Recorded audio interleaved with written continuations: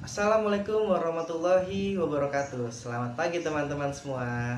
Sebelumnya saya mengucapkan terima kasih kepada dosen pengampu kita, Bapak Icar Bolorangka, yang sudah mempersilahkan kelompok 4 untuk mempresentasikan hari ini.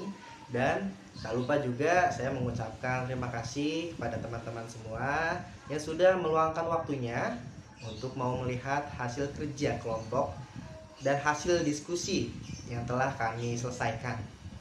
Dari kami kelompok 4 dalam diskusi perkuliahan hari ini, nama saya Wilda Tridharma serta ketujuh rekan saya yaitu Maharani Puspitasari, Anissa Salsabila, Febrian Banu Nugraha, Farah Fajriya, Alivia, Octavia Roysyah, serta yang terakhir Nurlita Julianti. Kami semua akan mempresentasikan materi tentang konseling psikoanalisis klasikal Sigmund Freud yang akan dijelaskan pertama oleh kakak kita yaitu Kak Alivia. Waktu dan tempat dipersilahkan. Psikoanalisis terdiri dari dua kata, yaitu psiko dan analisis. Psiko secara etimologis yaitu psikis atau analisa jiwa. Teori psikoanalisis klasik ditemukan oleh Sigmund Freud pada tahun 1986, di mana teori psikoanalisis merupakan tinjauan baru tentang manusia yang beranggapan bahwa ketidaksadaran memegang peran penting dalam memahami kepribadian dan tingkah laku manusia. Selanjutnya, model konseling psikoanalisis klasik memandang tingkah laku manusia berdasarkan 3 asumsi dasar yang dapat mempengaruhi perkembangan manusia, yaitu 5 tahun pertama menentukan perkembangan manusia. Berikutnya, dorongan seksual merupakan kunci dalam menentukan tingkah laku.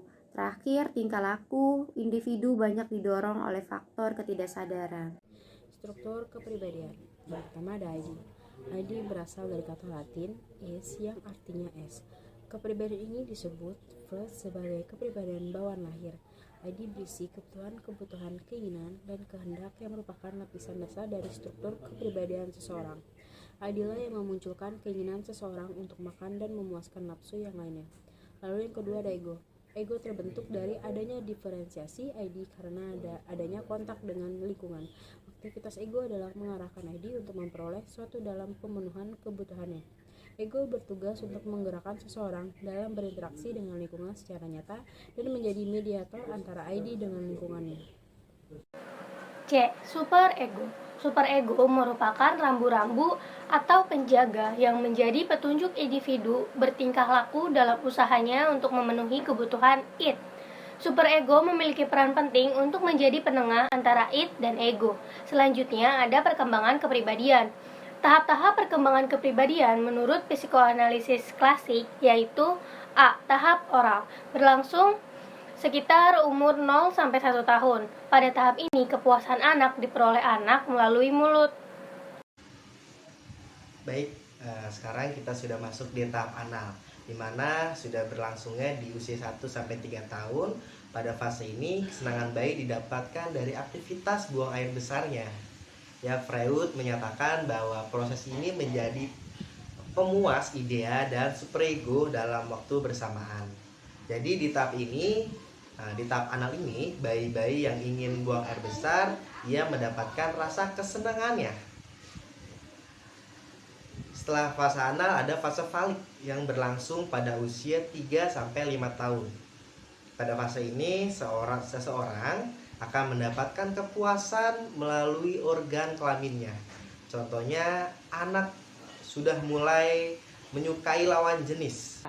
Fase laten adalah usia 5 sampai 12 tahun, di mana fase ini adalah fase masa pubertas, yaitu seseorang mulai merasa malu dan meningkatkan aspek moralnya. Fase genital adalah fase di mana 12 tahun sampai dewasa. Seseorang mulai menyalurkan keinginan seksualnya dari objek luar. Contohnya menikah dengan orang yang dicintai dan memikirkan karir. Baik, di sini saya akan menjelaskan tentang teori psikoanalisis klasik sebagai teknik penyembuhan atau terapi. Yang pertama ada teknik talk-care, yang kedua ada teknik kartasis, yang ketiga ada teknik asosiasi bebas, dan terakhir ada teknik penafsiran mimpi. Berikut kesimpulan dari yang dipresentasikan kelompok kami, yaitu teori konseling psikoanalisis digolongkan ke dalam pendekatan psikodinamik, afektif atau kontekstual.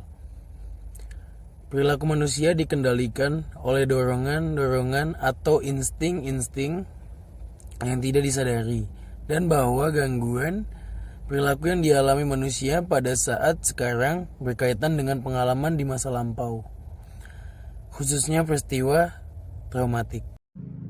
Baik, kepada teman-teman semua, terima kasih sudah menyimak dan mendengarkan dari awal sampai akhir.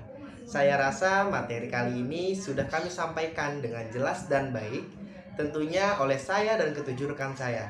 Pembahasan materi serta presentasi hari ini sudah cukup baik dan sudah cukup konkret menurut saya. Semoga kita semua bisa bertemu di lain kesempatan. Wassalamualaikum warahmatullahi wabarakatuh.